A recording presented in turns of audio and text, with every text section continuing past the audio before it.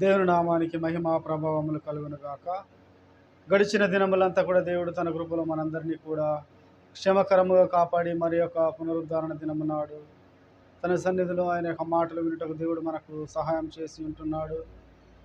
ఈ యొక్క ఆగస్టు మాసము 2వ ఆదివారం నాడు మనము ధ్యానం చేయడానికి ఉన్నటువంటి అంశము వివాహము కొనసాగు ప్రేమైక్య జీవితము అనేటువంటి అంశం మనం చూస్తూ ఉంటున్నాం. ప్రియులారా, ప్రార్థన చేసుకునే వాక్యంలో మనం ముందు కొనసాగుదాము. పరిశుద్ధుడా నీకు వందనాలు. ఈ యొక్క రోజు మీ మాటల చేత మమ్మల్ని బలపరిచి నీకు మహిమకరముగా జీవించలాగున మా యొక్క ఆత్మీయ జీవితంలో కట్టుకొని అయా నీ సన్నిధిలో నీకు సాక్షాత్కారం అందించుట కృప చూపి మీ ఆత్మచేత మాతో మాట్లాడమని యేసునామమున ప్రార్థిస్తున్నాం తండ్రి. ఆమేన్. మంచిది. ప్రియమైనటువంటి దేవుని యొక్క సంగమా, దేవుని యొక్క బిడ్డలారా, ఈ యొక్క ఆదివారం గాను మనం ధ్యానం చేయవలసినటువంటి అంశము వివాహము కొనసాగు ప్రేమైక్య జీవితము అనేటువంటి అంశం మనం చూస్తూ ఉన్నాం. ప్రియులారా, వివాహ జీవితంలో మనము అనేకమైనటువంటి ఒడిదుడుకులు, ఇబ్బందులు, ఇరుకులు సమస్తము కూడా వస్తూనే ఉంటవి. వాటిలో కూడా మన యొక్క ప్రేమను, మన యొక్క జీవితాంతము కూడా కొనసాగించేటువంటి వారముగా ఉండాలని దేవుని యొక్క ఉద్దేశము.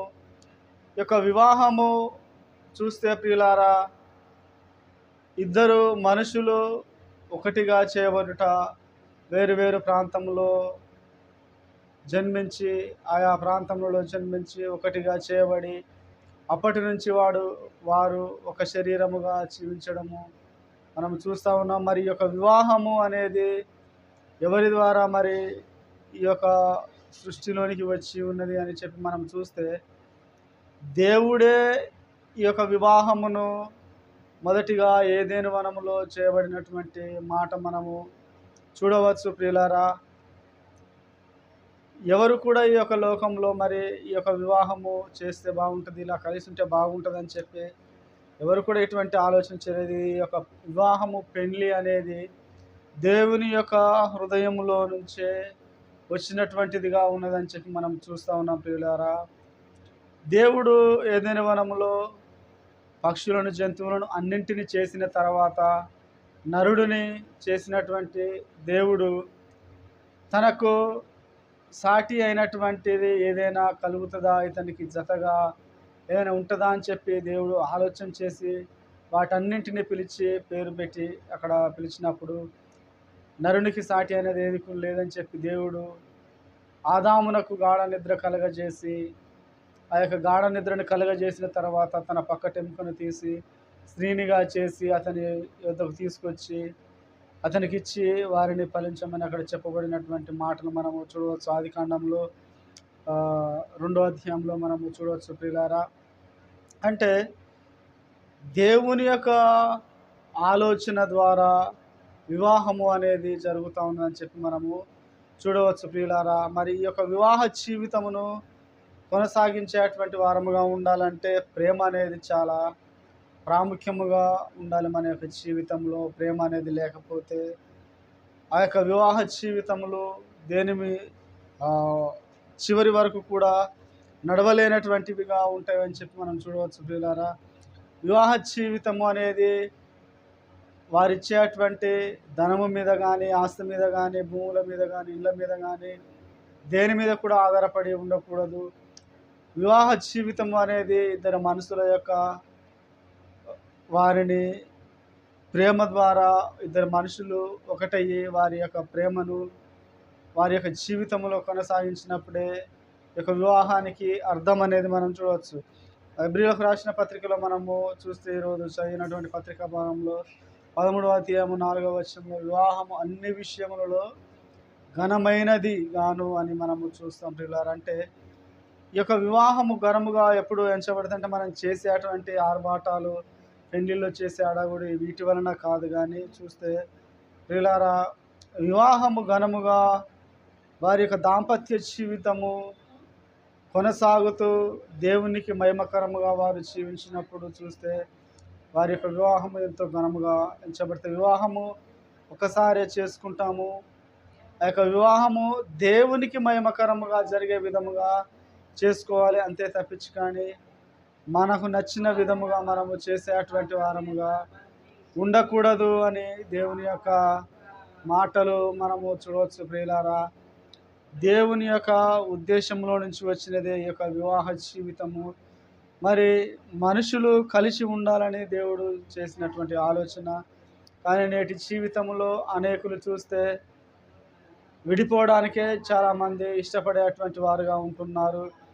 ఆ యొక్క ప్రేమ కలిగి వారి యొక్క జీవితములను కొనసాగించలేకపోతూ ఉంటున్నారు. ఎందుకు అని చెప్పి మనము చూస్తే ప్రియులారా, చిన్న చిన్న మనస్పర్ధలు, తగ్గింపు తత్వం లేనటువంటివి, ప్రేమ అనేది లేక వారు నమ్మినటువంటి ఆస్తుల మీదనే, వారు నమ్మినటువంటి ఇండ్ల మీదనే, వారు నమ్మినటువంటి ఆలోచనల మీదనే వారు నడుస్తూ ఉన్నారు. కానీ ప్రేమ అనేది భార్యాభర్తల మధ్యన కొదువగా ఉన్నటువంటి జీవితాలు మనం చూస్తాం.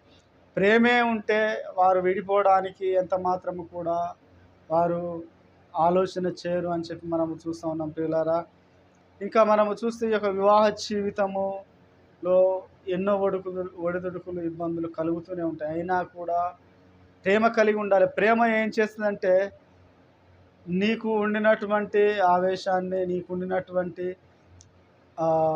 ఆ యొక్క మనసు ఏదైతే ఉంటున్నదో, భార్యాభర్తలు ఏ విధముగా ఉండాలంటే ఒక కత్తెరను పోలి ఉండినటువంటి వారుగా ఉండాలి ప్రియులారా. అది ఆపోజిట్గానే ఉంటాయి కత్తెర, కానీ వారి మధ్యలోనికి వచ్చినటువంటి వాటన్నింటినీ కూడా కట్ చేసుకుంటూ ముందుకు వెళ్ళేదిగా ఆ కత్తెర ఉంటుంది. భార్యాభర్తలు కూడా ప్రేమ కలిగి ఉండాలి. ఇతరులకు చూసేవారికి ఆపోజిట్గా ఉన్నప్పటికీ వారి మధ్యలోనికి ఎన్నో ఇబ్బందులు, గొడవలు వచ్చినప్పటికీ కూడా వాటిని అన్నింటినీ కూడా కత్తిరిస్తూ ముందుకు వెళ్ళేటువంటి జీవితము వారిలో ఉండాలి అని చెప్పి మనం చూస్తూ ఉన్నాము.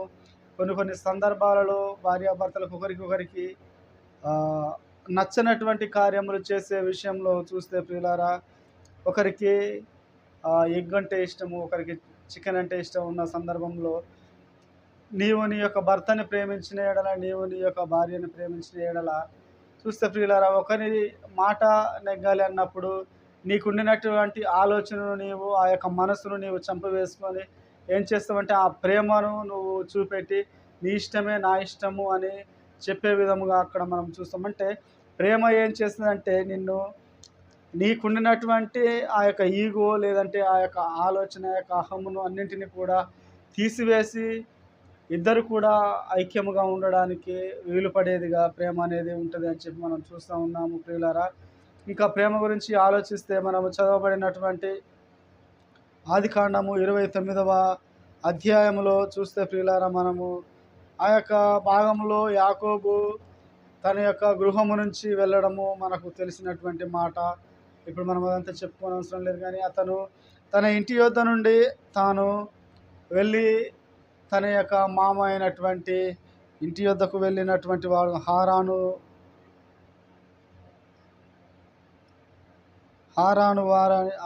నాటి ఆ యొక్క ఊరుకు అతను ఊరు వెళ్ళినటువంటి వాడుగా ఉన్నాడని చెప్పి మనము చూస్తూ ఉన్నాం ప్రియులారా. అక్కడ వెళ్ళిన తర్వాత ఇతను ఆ ప్రాంతము వెళ్ళినప్పుడు ఇంటిలో నుంచి వెళ్ళి చాలా దినములు కావచ్చు, ఎంత టైం అనేది మనము అక్కడ చూడాలి. కానీ అతను వెళ్ళిన తర్వాత అతని యొక్క మామ గృహమును అడిగినప్పుడు అక్కడ కొంతమంది బావి యొద్ద రాతిని తొలగించడం కొరకు నీటిని ఆ గొర్రెల మందలకు, పశువులకు పెట్టడం మనం చూస్తూ ఉన్నాము.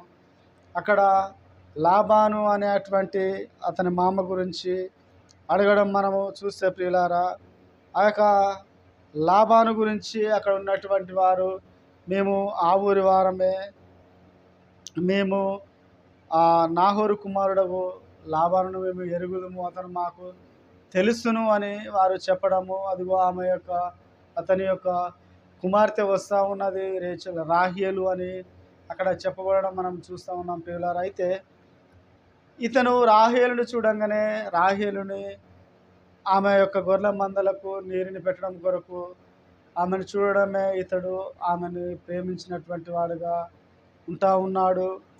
అంతేకాకుండా ఆమెను ఇష్టపడిన వెంటనే అతను ఏం చేస్తానంటే ఆ యొక్క రాతిని తొలగించడము, వారి యొక్క మందలకు అన్నింటికి కూడా నీరు పెట్టడము, తర్వాత రాహేలుని ముద్దు పెట్టుకొని నేను నీకు ఈ విధముగా వరుస బంధువుడను అని తెలియపరచడంతో అతను అక్కడ ఏడుస్తూ ఆమెతో మాట్లాడినప్పుడు అతను గృహము నుంచి వచ్చి ఆ యొక్క తల్లి ప్రేమను అక్కడ ఉండినటువంటి వాటిని అన్నిటికి కూడా దూరం అయిపోయి ఉంటున్నాడు.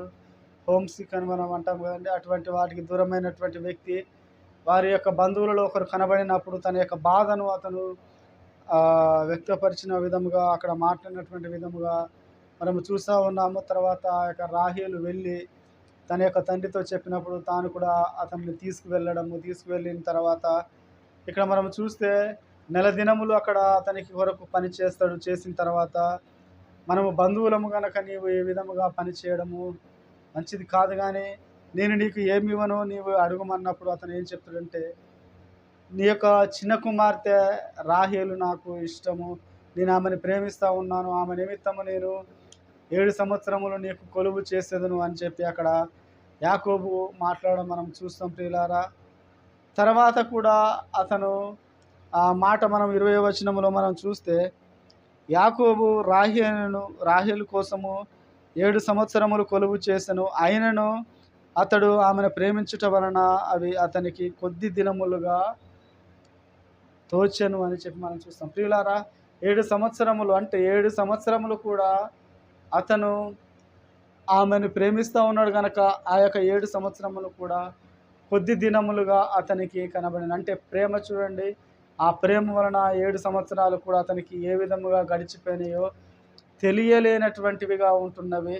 తర్వాత వారి యొక్క మామ అతన్ని మోసం చేయడము, తర్వాత మనం చూస్తే మరలా 7 సంవత్సరములు కొలువు చేయడం. అంటే చూస్తే ప్రియులారా, మనం ఈ దినములలో చాలామంది ఆలోచన చేస్తే మరి రాహేలు నిమిత్తం ఎన్ని సంవత్సరములు కొలువు చేశాడంటే 7 సంవత్సరములని మనం చెప్పుకుంటాం. కానీ రాహేలు నిమిత్తము 14 సంవత్సరములు యాకోబు జీతం ఉండినటువంటి వాడుగా, ఆమెను పొందుకోవడానికి 14 సంవత్సరములు అతను వేచి ఉండినటువంటి వాడుగా ఉన్నాడు అని మనము చూడవచ్చు. ఆ వచనము 31వ వచనంలో మనము చూడవచ్చు. 30వ వచనంలో చూడవచ్చు. రాహేలును ప్రేమించి అతనికి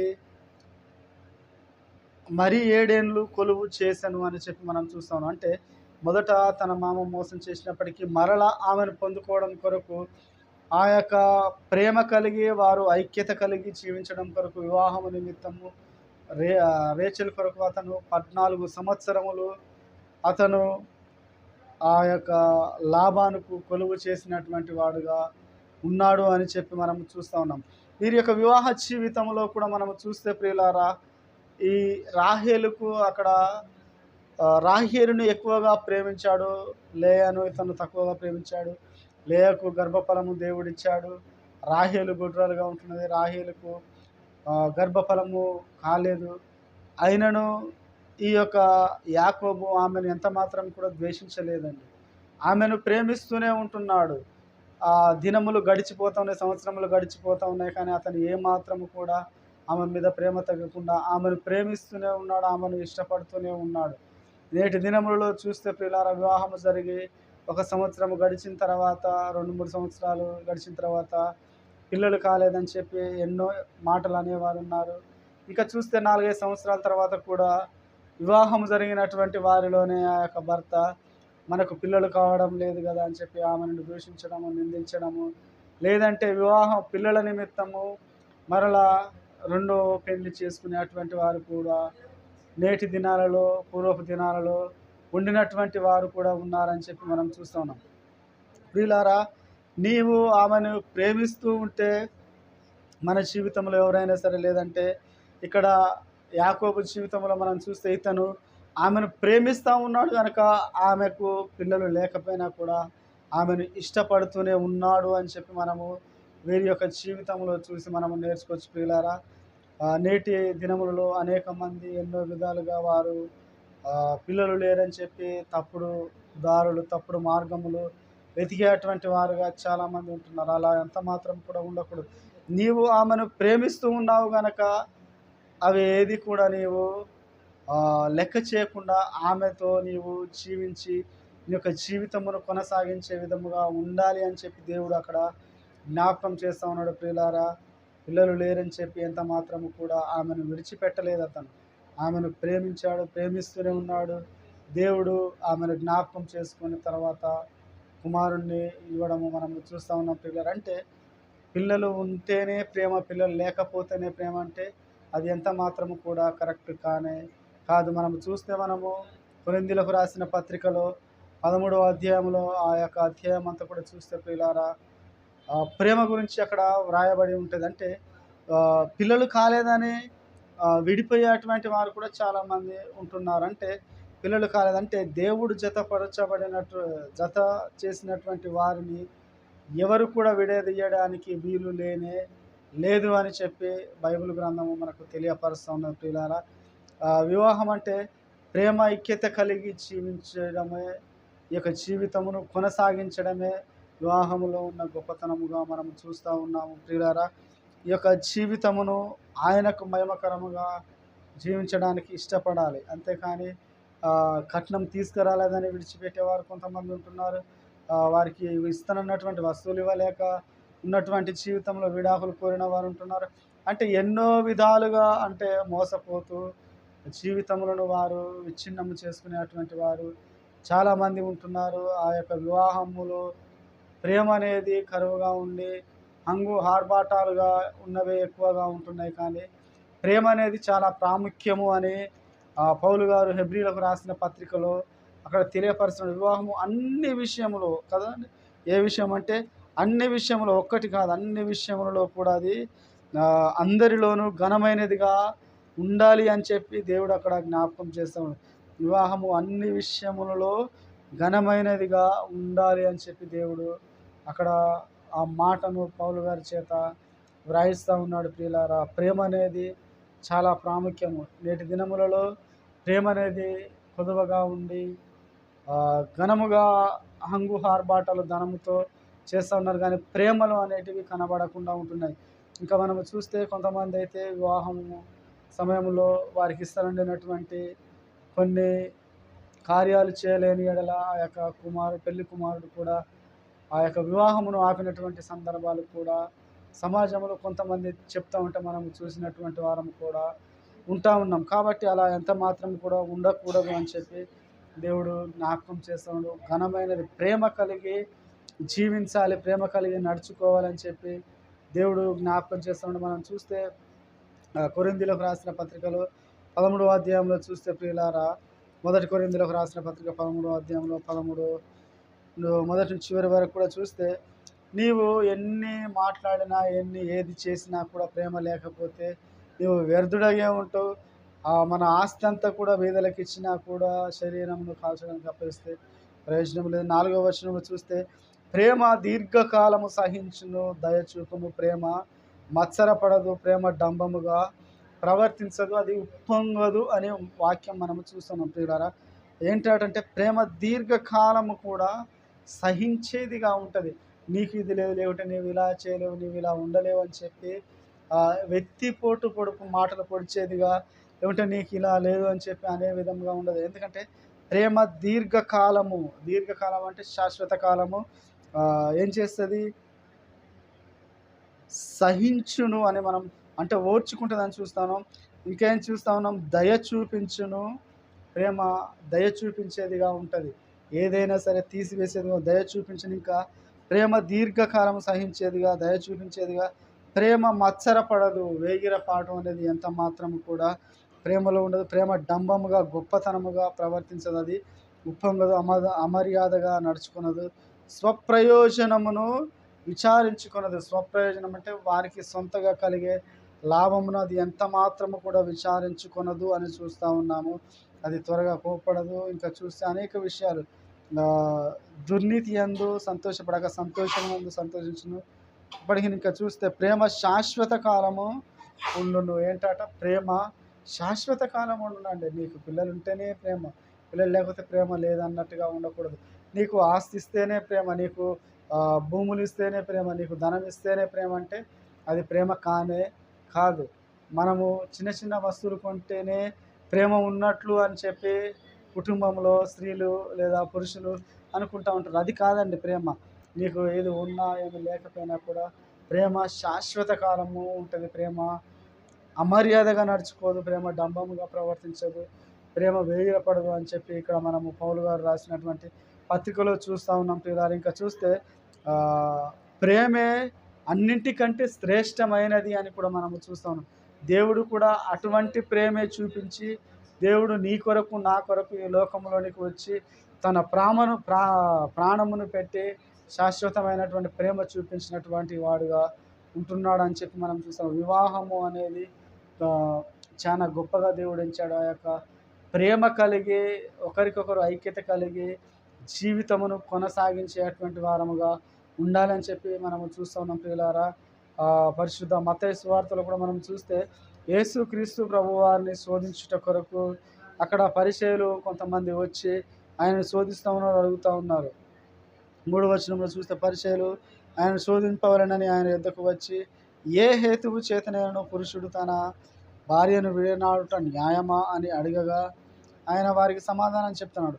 ఆయన సృజించిన వాడు ఆది నుండి వారిని స్త్రీనిగా పురుషునిగా సృజించను గనుక, అది మనం మనము చూస్తే ఆదికాండంలో చూడవచ్చు. సృజించను గనుక ఇందు నిమిత్తము పురుషుడు తన తల్లిదండ్రులను విడిచి వారిని హత్తుకొని వారిద్దరూ కూడా ఏక శరీరముగా ఉందునని వారితో చెప్పాను చదవలేదా అని చెప్పి అక్కడ వారితో మీరు ఈ యొక్క మాటలు ఆదికాండంలో మోషే ధర్మశాస్త్ర గ్రంథమునందు మీరు చదవలేదా అని చెప్పి దేవుడు అక్కడ వారికి ఆ యొక్క మాటలు తెలియపరచడం చూస్తూ ఉన్నాము.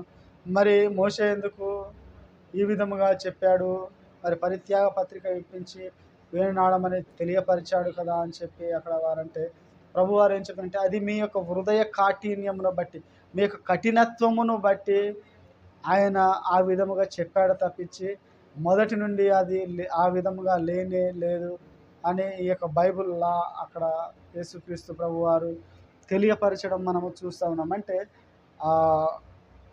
వారు జతపరచబడే ఉండాలి, కానీ వారు వేనాడుటకు మంచిది కాదు అని చెప్పి అక్కడ మనము యేసుక్రీస్తు ప్రభువారు తెలియపరచడం మనము చూస్తాం. ఇక మనం చూస్తే ఎఫెసీలకు రాసిన పత్రికలో కూడా మనము చూస్తే ప్రియులారా 5వ అధ్యాయంలో మనము అనేక విషయాలు మనం అక్కడ చూడవచ్చు. అపోస్తలుడైన పౌలు గారు ఎఫెసీ సంఘమునకు రాసినప్పుడు 5వ అధ్యాయం అంతా కూడా భార్యాభర్తల గురించి అక్కడ రాస్తూ అనేక విషయాలు కూడా అక్కడ తెలియపరుస్తూ ఉన్నాడు. 22 నుంచి కూడా 33 వరకు చివరి వరకు మనము చూస్తే, స్త్రీలారా ప్రభువునకు వలె మీ సొంత పురుషులకు మీరు లోబడి ఉండండి అని అక్కడ పౌలు గారు అక్కడ వారితో తెలియపరచడము చూస్తూ ఉన్నాము. స్త్రీలారా మీరు ప్రభువునకు వలె మీరు మీ పురుషులకు మీరు మీ సొంత పురుషులకు మీ యొక్క భార్యలకు మీరు భర్తలకు మీరు లోబడి ఉండండి అని చెప్తున్నాడు.